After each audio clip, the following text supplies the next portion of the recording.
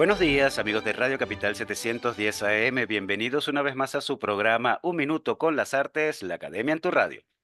Esta mañana estaremos acompañándoles con inmenso placer Weekly Studio en la edición, montaje y administración de redes sociales, Jorge Duque en la producción y coordinación de la estación, y frente al micrófono Susana Benco, Humberto Ortiz, Rafael Castillo Zapata y Álvaro Mata, todos bajo la dirección de Don Radamés Pepe Lebrón. Bienvenidos, querida audiencia, y bienvenidos, queridos profesores. Un encuentro más semanal con la cultura, como estamos acostumbrados. ¿Cómo los trata la vida Susana, Humberto y Rafa? Hola, buenos días. ¿Cómo están? Bueno, mira, muy bien y muy entusiasta porque vamos a tener una interesante conversación la mañana de hoy. Así que tenemos mucho que contar y mucho que recibir. Muy buenos días a todos los escuchas, feliz mañana y a ustedes también, compañeros. Bueno, aquí a la espera de ver cómo saldrá esta conversación de hoy, tan interesante que parece que va a ser. Bueno, claro, contento de estar juntos una vez más y como siempre, ya es una muletilla mía, siempre traemos lo mejor de lo mejor, pero hoy tenemos una variante. Hoy vamos a probar el amargo pan del poema, un tanto seco. Vamos a ver qué significa eso. Vamos a ver cómo se digiere ese pan amargo del poema, un tanto seco. Vaya potente imagen, querido Rafa, para darle la bienvenida a nuestra invitada de hoy, María Antonieta Flores, poeta, ensayista, profesora y editora de la revista digital de poesía El Cautivo. María Antonieta se formó en el taller de poesía del CELAR coordinado por Ida Gramco a finales de los años 80 y en los 90 fue profesora invitada de la Maestría de Literatura Latinoamericana de la UPEL en sus sedes de Caracas, Maturín y Maracay. En 1995, María Antonieta Flores comienza a publicar su columna de reseña y crítica literaria titulada Epífitas en el diario El Universal, luego en el diario El Globo y actualmente en la revista digital El Cautivo que mencionamos, un medio que fundó en 2004 y que hoy, 20 años después, tiene 76 números publicados. No es poca cosa entre nosotros. Autora de casi una veintena de poemarios, no pocos de ellos traducidos al inglés, italiano, alemán, francés, portugués y rumano, e incluida en más de 20 antologías nacionales e internacionales. El domingo pasado se presentó en el Centro de Arte Los Galpones su más reciente poemario, La Intención Esquirlada, publicado por los amigos de Decir Ediciones, a quien a propósito agradecemos en especial a Eda Armas por habernos hecho llegar este hermoso libro. Así que bueno, de poesía hablaremos esta mañana con María Antonieta Flores, a quien damos la bienvenida a Un Minuto con las Artes. Muchísimas gracias por la invitación. Yo también estoy a la expectativa de cómo va a ser esta conversación y es una gran alegría poder compartir con ustedes y con los oyentes. Claro. Bueno, estamos seguros, querida María Antonieta, que va a ser esto un gran banquete y como dijo Susana, aquí siempre los que aprendemos somos nosotros, de nuestros invitados y somos el medio o el vehículo para que nuestros escuchas aprendan con nosotros, que eso es el trabajo del profesor, del académico, mediar, transmitir, no protagonizar, aunque a veces a mí se me va la mano y protagonizo mucho. Voy a comenzar entonces, como a veces comenzamos nuestros encuentros con poetas, leyendo un poema del libro que esta vez nos convoca, que como dijo Álvaro, se llama La Intención Esquirlada y acaba de ser editado por Decir Ediciones en esa bella colección renovada, ¿verdad? Con nueva portada que ha comenzado a circular hace poco y que se presentó el domingo pasado. Eh, para introducir entonces esta conversación con María Antonieta Flores, voy a leer el último poema del libro, La Intención Esquirlada, que se llama precisamente De Buenas Intenciones y que de alguna manera es el que le da el título al libro. Entonces, de alguna manera, el libro mantiene en secreto la naturaleza de ese título por qué la intención esquirlada que nos acompaña desde que comenzamos a leer el libro, y solo al final se revela que es ese esquirlamiento de la intención, o esa intención que se fractura en esquirlas, como lo pone en evidencia la portada del libro, y las imágenes interiores que acompañan también el libro. Ahora, de buenas intenciones. Cada palabra ocupa un lugar que sea el adecuado. Cada mirada teje un mensaje que sea acierto. Toda decisión traza un camino. Bueno sea es una esperanza. Ningún silencio es una aceptación, aunque se diga lo contrario. No se presuma nada. A cada paso pierdes. Ganancias en contra de tus pérdidas vas observando. Cada tanto tiempo miras atrás solo para ver las esquirlas de tu intención. Bueno, este poema dice mucho del libro y dice mucho de la poética de nuestra autora. En principio yo voy a hacer un pequeño análisis, María Antonieta, y luego te voy a dejar hablar a ti después de hacerte una pregunta precisa. Pero me interesa explorar con los oyentes este poema porque me parece que abarca todo el libro retrospectivamente y abarca muchas aristas de tu poética, de todos tus otros libros, de los que no conozco sino una parte pequeña pero importante. De buenas intenciones. Ya el título tiene un ingrediente que es típico, me parece, de la poesía de María Antonieta Flores, que es el sarcasmo que esconde algo doloroso. Yo lo llamo el sarcasmo doliente. Y la manera de expresar ese dolor es no el lamento, no la queja, sino el sarcasmo y en algunos momentos la ironía y la autoironía del hablante. Y aquí el poema comienza como suave, sabroso, calmado, sosegado, como si explaya y expone una poética. Cada palabra ocupa un lugar que sea el adecuado. Esa es la intención de todo poeta, que cada palabra ocupe un lugar adecuado en el poema, pero que cada palabra ocupe un lugar en la vida del hablante, que las palabras tengan sentido y valor y oportunidad. Cada mirada teje un mensaje que sea acierto, un deseo positivo, que el mensaje que transmitimos a través de la mirada sea acertado. ¿Quién no de nosotros en este momento, mirándonos, queremos que nuestra mirada sea asertiva y acertada? Yo estoy mirando constantemente a María Antonieta Flores para ver cómo reacciona a mis palabras. Por lo tanto, cada mirada teje un mensaje que sea acierto, es lo que queremos. Toda decisión traza un camino. Eso ya también nos habla de existencia más y también de poema.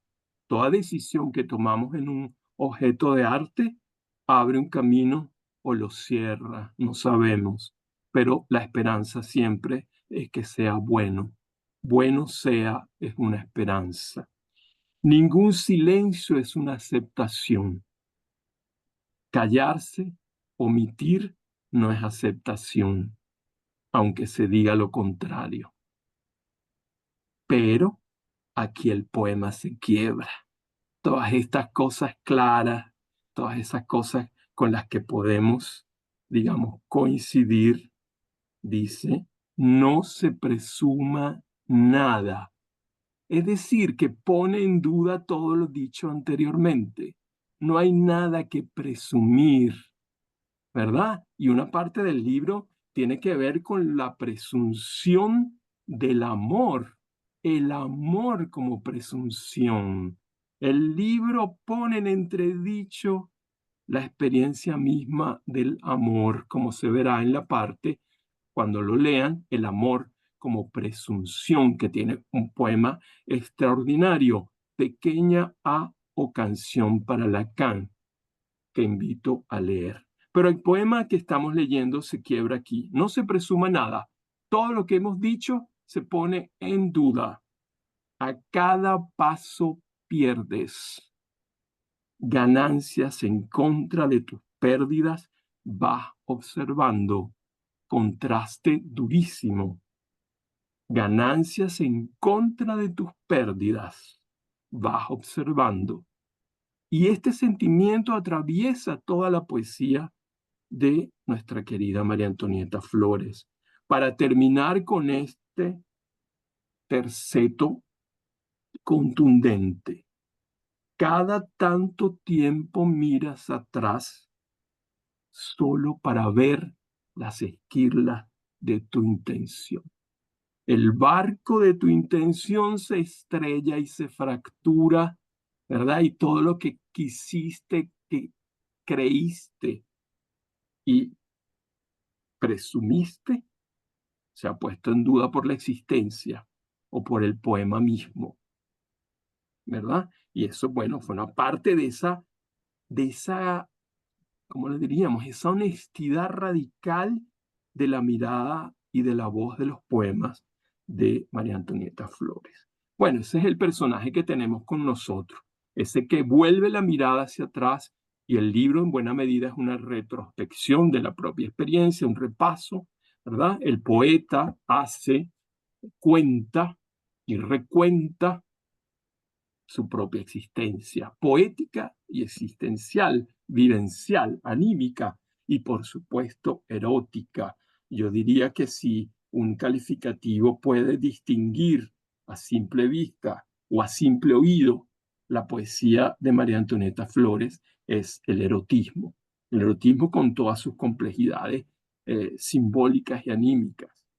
Entonces, después de leer este poema, que después de llevarnos tranquilamente hacia un punto medio, nos, nos desengaña, dice, no, la cosa no es tan fácil, no presumamos nada, cada paso pierdes, cuando observas tus ganancias, otros ganan y tú pierdes, y tú vas catando eso.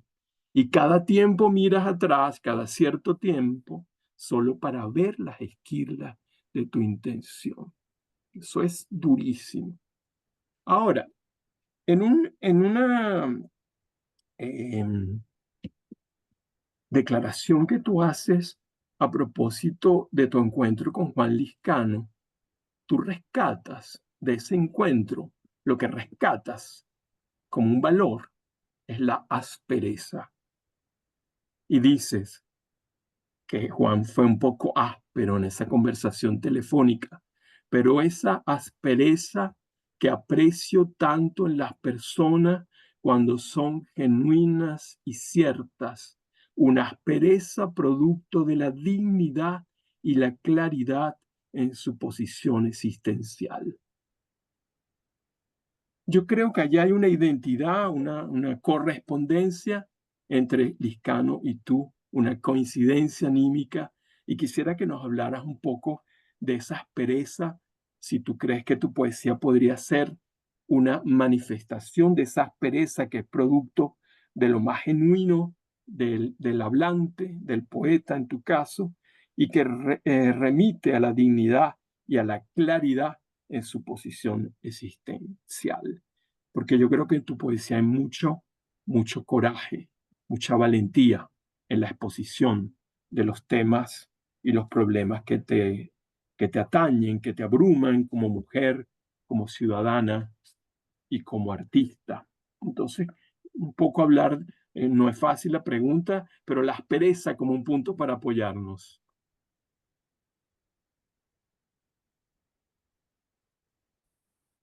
Yo tengo un poema en un libro que se llama Temples, que dice, me cultivaron con rudeza, ahora solo espigas doy al viento. Esa aspereza tiene que ver con eso, ¿no? Tiene que ver con los ambientes agresivos, con la respuesta que uno puede dar o no dar, optar por el silencio, pero eso se va construyendo adentro. Y sí, hay una eh, búsqueda estética de esa aspereza para transformarla, no para que se quede dentro de mí destruyéndome. El poema me da la oportunidad de que eso se transforme. ¿no? Yo Entonces diría, allí, a lo largo de mis escritos, de mis poemas, eso siempre está gravitando. Yo aquí fascinada bebiendo cada una de las palabras que dijiste. vale, se ve que quizás tú eres un poquito parca hablando. Tu poesía puede ser parca, pero es potentemente expresiva. Decía, puede ser frases muy cortas, pero está encargada de tal potencia de significación existencial y verbal, porque eres jamás un artífice de las imágenes. Tú acabas de decir que esa aspereza tiene que ver con una experiencia personal, de lo rudo, de una historia ruda, quizá, incluso de violencia, y tú lo has trascendido, el poema sirve para trascender esa violencia y hay como una sublimación. Y me parece que uno de los métodos con los cuales tú sublimas esa aspereza o esa rudeza o esa violencia que a veces es agresiva, muy dolorosa, es precisamente como tú colocas esa experiencia ruda y cruda en medio de escenas rituales, ceremoniales, que nos hacen pensar en conjuros, hechizos, situaciones misteriosas o mágicas en las que una oficiante, ¿verdad?, opera con esos materiales oscuros para alcanzar, si no la claridad, algo cercano a la claridad. No sé si sientes que tu poesía tiene algo de mistérico en ese sentido. Y yo pensé, me estaba buscando como un personaje mítico para vincular esa atmósfera y pensaba en Circe como la hechicera, como tú elaboras esos materiales, porque hay veces de manera explícita agarras una hierba y vas a cocinar una cosa que puede ser eh, un veneno para atacar a alguien, como una bruja, pues en ese sentido. Hay esos elementos conscientes en tu construcción del poema. ¿Te parece que tienen que ver con tu poética?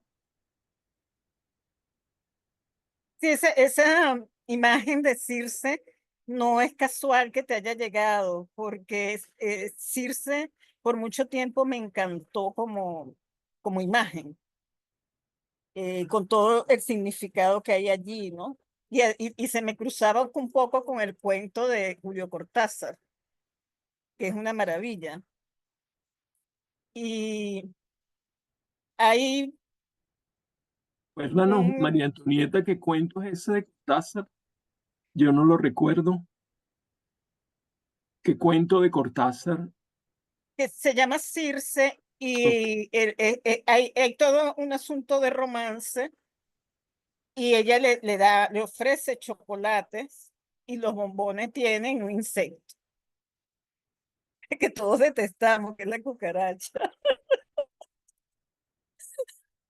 Y entonces él se da cuenta que le está haciendo, que le está haciendo hechicerías, ¿no? correcto. Entonces yo por mucho tiempo me sentí eh, muy atraída por esa situación de Odiseo con Circe, Ujú, igual que me pasó con Dido y Eneas, ¿no? Entonces, correcto. a mí me parece que el mundo clásico griego nos ofrece toda una tradición que podemos ir reescribiendo y con la cual nos podemos encontrar y expresarnos nosotros, ¿no? Como eh, darle forma a nuestras experiencias pequeñas, cotidianas, a través de ese mundo mítico. Correcto. Eso, Y así uno lo simboliza lo puede quizás llevar mejor, claro, sobrellevarlo, mejor dicho. claro, claro. Eso nos hace también, no sé, sugerir que digas algo acerca de tu relación con la psicología profunda, porque creo que tú tienes algún tipo de relación con la filosofía de Jung o de la psicología de Jung los arquetipos, la idea del inconsciente colectivo. En algunas cosas resuenan en tu poesía con ese vínculo, que creo que el mito es un vehículo para esa conexión con lo arquetipal. A ver si tienes algo que decirnos acerca de eso. Sí, mi poesía se sostiene mucho en el mito y en lo bíblico,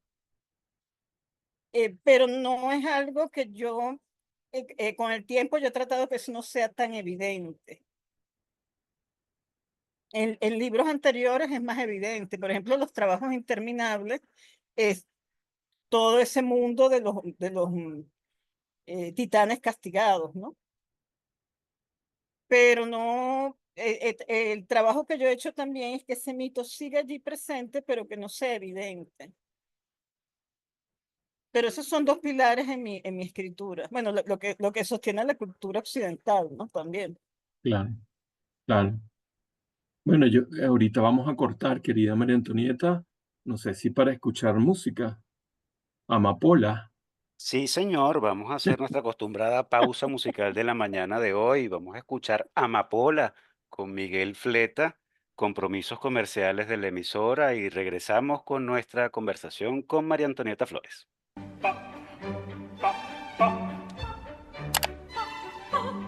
Regresamos, amigos oyentes, después de haber escuchado a Miguel Fleta con Amapola y los compromisos comerciales de la emisora, y continuamos nuestra conversación con María Antonieta Flores. Vamos a darle la palabra de nuevo a Rafael, que quiere darle un par de puntadas a la canción que acabamos de escuchar. Rafa. Bueno, este par de puntadas puede ser toda una costura, así que prepárense. La idea es que, bueno, esta canción, ¿quién no ama a Amapola? Esa bellísima canción que no más habla de Amapola que está sola, la amapola y la soledad. Y bueno, eso es un elemento importantísimo de la poesía de María Antonieta, pero también es un elemento importantísimo del bolero, ¿verdad? La soledad amorosa, el despecho, el quebranto, el lamento, ¿verdad? También la venganza, ¿verdad? Los boleros de, de, de réplica dolorosa al desamor o al abandono. Todo eso es una gama de la cultura que si por un lado María Antonieta se siente vinculada a la mitología y a lo arquetipal, por supuesto que está vinculada abiertamente a lo popular y el bolero como un conglomerado de imágenes que provienen de la cultura erótica popular, del sentimentalismo popular. Y el bolero es como un compañero, bueno, fundamental de la gente de nuestra generación, quizás no la de Álvaro, pero por ejemplo yo también me crié mamando de la generosa teta del bolero, escuchando a mi madre cantándolos o escuchándolos en su tocadisco o en la radio. Eso forma parte de nuestro imaginario sentimental. Y bueno, aquí aparece Amapola, pero María Antonieta nos lo va a decir ahora claramente. Me acuerdo que en un momento dijiste que Índigo, cuando escribiste Índigo, escuchabas mucho Virgen de Medianoche de Daniel Santos. O sea, qué referencias de una poeta que no te refiere, qué sé yo, a Alda Merini o a cualquier otra poeta que pudiera resonar con ella, sino que los referentes son, en primer lugar, la música y que está en un vínculo tan estrecho con la música en el momento de construir un libro. Háblanos un poco de ese vínculo con la música y la hechura del poema. La selección de Amapola, quiero hacer ese comentario antes, para mí es muy significativa esa versión de Miguel Fleta, porque fue la primera vez que yo oí esa pieza, porque mi papá ponía el long play, ¿no? Yo recuerdo incluso la portada todavía del disco. Y yo la escuché por un tiempo, luego me la vuelvo a tropezar con Érase una vez América, que es un tema allí importante. Y es una canción que yo escuché, escuché y he vuelto a escuchar a lo largo del tiempo. Y el desamor es uno de los temas que yo trabajo. Pero esa conexión que uno crece y va oyendo lo que es la música familiar. Es muy importante porque es como una especie de piso que lo conecta a uno con la poesía. Lo conecta porque es letra y música y te crea una propia musicalidad que está atravesada por los gustos de tus padres o de tu gente cercana. Y yo escribo a veces oyendo obsesivamente un tema. Por ejemplo, Madera de Orilla, yo lo escribí oyendo Plazos Traicioneros. Y en Índigo yo oía mucho a Daniel Santos, que es un cantante con el que yo me siento muy identificada con ese mundo arrabalero de él y que él fue muy cercano a Caracas, a Venezuela, él venía mucho para acá. Entonces, yo escribo con música, en los últimos años menos, pero es una presencia indispensable y establecer ese diálogo entre la canción y la escritura, pero no que quede como un calco, una copia, sino es como un detonante, algo que mueve el poema. Y bueno, incurre en lo que mucha gente cae, que escuchó repetitivamente una pieza. Y Por claro, ejemplo, en uno de los poemas en La Intención Esquilada que dice, el andante tiene otro nombre. Eso es un andante de Vivaldi, de hace muchísimos años que yo lo escuché. Fue como lo que me conectó a escuchar la música de Vivaldi. Yo soy amante de la música barroca y de la música antigua. Una cosa exquisita para mí. pues sí, yo dejo la palabra a mis compañeros porque si no me agarro el programa para mí solo. Bueno, se me llenó de sonido lo que yo iba a comentar. Pero bueno, interesante porque, eh, bueno, una de las cosas que yo sentí muy importante en leyendo tu último poemario, La Intención Esquirlada, eh, es la concentración de ideas que puede tener un poema o revelaciones muy profundas con solo unas palabras muy escuetas, muy austeras y sobre todo con muchos silencios. Entonces, veo tus versos cortos, en muchos casos cortos, pero filosos, duros, o sea, hay esquirlas, justamente como dice el título del libro. La palabra es extremadamente concisa, pero también hay imágenes fuertes. Pero también hay un peso fuerte en los silencios entre verso y verso. Y yo me preguntaba, ¿qué tan importante es para ti el silencio? O sea, hemos hablado de música ahorita, te estuve oyendo, pero también ahora me pregunto, bueno, en esa alternancia entre versos y silencios, ¿el silencio se equipara a la densidad de la palabra? Esa es mi pregunta. El silencio es indispensable. Si tú no sabes apreciar el silencio, contener el silencio, el poema no aparece. El poema viene de esa tensión que produce el silencio preparando la palabra que viene. Yo soy muy relativa y cuando hay silencio, que no, por ejemplo, el mes de enero para mí es fascinante porque todo el mundo está recogido, están de vacaciones y la calle es silenciosa.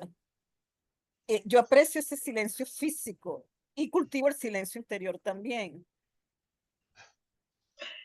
Es como que a partir de esos silencios también le das forma a la palabra. Por eso es que siento mucho el espacio. También lo visualizo también de esa manera. Y la música de alguna Sí, manera envuelve y es también espacio. Eh, claro, pero la música tiene como una línea y el silencio está allí también. claro. sea, sin ese silencio no puede uno trabajar la palabra artesanalmente, es decir, pulirla. Yo tengo una imagen muy querida que a veces me aparece en los poemas, que es el rosario, porque pules las cuentas con el roce de la mano. Y eso es algo que, por ejemplo, con el silencio es lo que tú puedes hacer con la palabra. Ir rozándola y la pules. Yo también hice artesanía con arcilla. Y ahí está el bruñido de la pieza. Todos esos trabajos manuales los hace uno en el silencio de su interior. Y podríamos decir entonces que tu trabajo con la palabra tiene eso de artesanía, ¿verdad? Ese trabajo minucioso con la palabra que vas colocando y afinando, no sé, y además y creando los filos, porque, no sé, cuando leí este poemario tuyo y me puse a leer los otros que me mandó Rafael, que tú tienes ahí, yo estoy trabajando en teatro, Strindberg. Y hay un texto que dice mi personaje que me vino tu texto, tu poesía, me vino que él dice, sí, le dice al otro personaje, tus palabras me penetran como hojas cortantes en la carne. Y así yo sentí tus palabras, ¿no? Tu canto, palabras que entran como hojas cortantes en mi carne, pero que además producen un cierto alivio placentero por donde se desbocan los caminos que estaban antes tullidos, trancados. Entonces hay como es el otro contexto, evidentemente, pero la imagen, o sea, claro, me cortan, pero a la vez abren caminos de vaciados de profundidades. Yo no sé si eso es parte de tus intenciones, esa es como mi pregunta. Esos son parte de tus intenciones. Hay una imagen que a mí me llamó mucho la atención que tiene que ver con el cristianismo, creo yo, que más que con la mitología griega, que está en el texto, las madres cocinan. Y, y se me quedó así muy claro. Por conocer el hambre, cocinan la esperanza. A mí eso me pasmó. Así, ¡puf! De esas palabras que me cortaron, ¿no? Ya va. ¿Dónde coloca esta voz la esperanza? Nada, lo suelto ahí porque son las cosas que me están como moviéndose en mis reflexiones. Sí, en ese poema que surge de todas ollas solidarias que se han generalizado en el país, yo también sentía que esas madres eran más, ¿no? Es decir, estaban conectadas con las madres arquetípicas y que por eso es sanadora. El cocinar se convierte en un acto de sanación, de consuelo, de sostén. Por conocer el hambre, que es lo que me parece muy interesante ahí, ¿no? Por conocer el Claro, hambre, las madres cocinan la esperanza, que es una imagen que a mí me recuerda bastante al cristianismo en ese sentido. De alguna manera el cristianismo apela a la esperanza. O sea, quizás lo fuerte del cristianismo, en principio, en el siglo I, fue que trajo una esperanza a una mitología que parecía que se estuviera ahogando sobre un determinismo trágico. Y el cristianismo vino, que lo abrió fue Roma, a una esperanza extraña, cocido por la madre, que es lo que, es lo que a mí me vino. No sé, como, bueno, son lecturas, claro, por supuesto. Claro, hay que pensar gracias. que este libro de María Antonieta, ya iba a decir María Fernanda, María Antonieta Flores, em, está también atravesado por el contexto social contemporáneo de nuestro país. Y hay alusiones muy duras a la experiencia o a experiencias que vivimos 2017, etcétera, etcétera. Y ella alude en su manera peculiar de referirse a los hechos y los acontecimientos históricos mediante imágenes. Obviamente, eso es lo que hace un poeta, pero son muy contundentes. Y ese en especial que tú acabas de evocar, las madres cocinan, está lleno de alusiones a esa experiencia terrible del hambre y sin mayores connotaciones ni mayores precisiones, No, que no, puede sí. ser universal, ¿ah? Puede Eso es ser lo que te iba a universal. decir. Yo estoy completamente de acuerdo, pero también creo que la palabra de María Antonieta se escapa un poco a la vivencia personal, que esa es otra pregunta que yo tenía por ahí.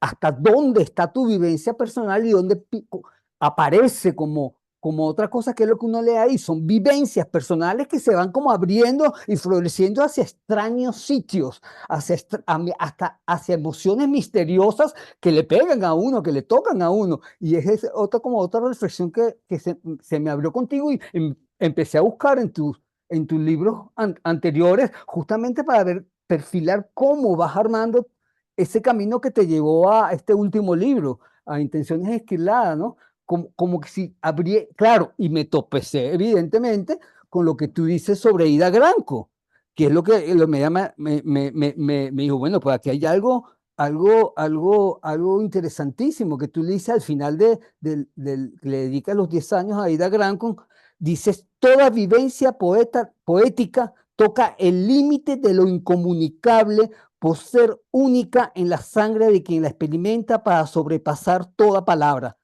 La poética está más allá de las palabras y de la vida. Eso a mí me dije, bueno, ya va, pero aquí ya hay algo, como estás hablando de una poética propia, es la sensación que me dio a mí. Claro, eso fue escrito en el 2004, hace tiempo.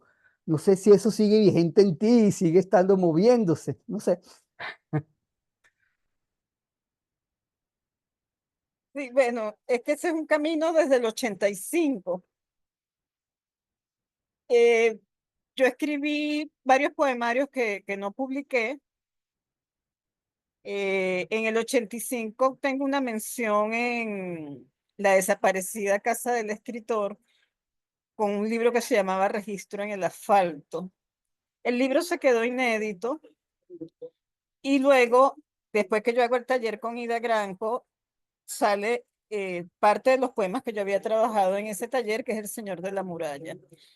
Del Señor de la Muralla a La Intención Esquilada ha habido un gran y largo camino en el que yo he tratado de que prevalezca cierto rigor, que aunque la gente a veces me dice que he publicado muchos libros, pero si se prorratea desde el 1991 hasta acá no son tantos.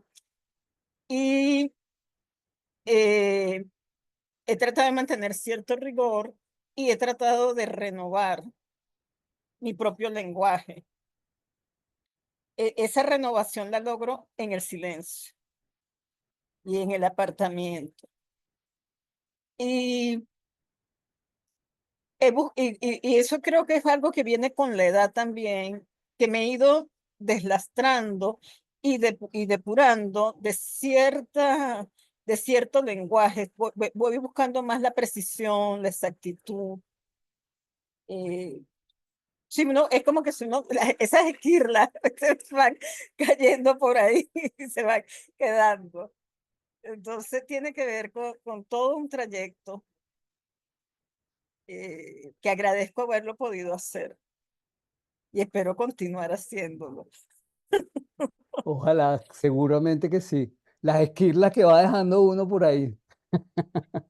Sí, Bueno, hablando Bueno, de esas esquirlas que va dejando María Antonieta, ya por cerrar el programa, yo no puedo dejar de preguntarle por El Cautivo, esa revista de poesía o revista digital de poesía, fundada por María Antonieta en el 2004 y que hoy sigue en pie, ¿no? 20 años después, con 76 números publicados, como dijimos al comienzo.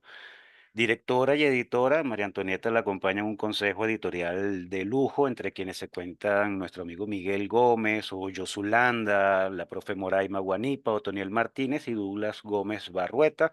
El diseño precioso de la cabecera de la publicación es de Valesca Belisario. Y bueno, esta es una publicación slow reading, como se nos advierte, y tan es así, bueno, que este archivo abierto desde hace 20 años, pues es material de consulta obligada para los investigadores. Es de lectura lenta, en efecto. Bueno, María Antonieta, hoy cuando cuesta tanto imprimir cualquier cosa y más vinculado con la literatura o la cultura, reivindicamos esa propuesta tuya por la tecnología al optar por el formato digital para una revista de poesía, ¿no? Eso garantiza el medio de difusión, digamos, pero la trama interna de altísima calidad es lo que hace que esperemos cada número nuevo del cautivo, ¿no? Hablemos entonces de esta publicación en cuestión, cómo nace una revista de poesía digital y cómo has podido sortear los no pocos escollos para mantenerla activa durante 20 años ya.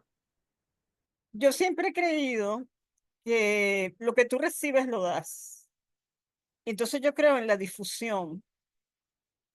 Yo siento que yo recibo mucho de la poesía y que tengo el deber de difundirlo también.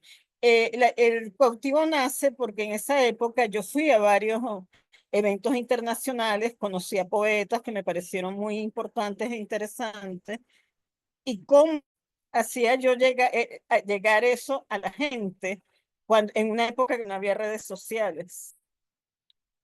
Estamos hablando antes de las redes sociales.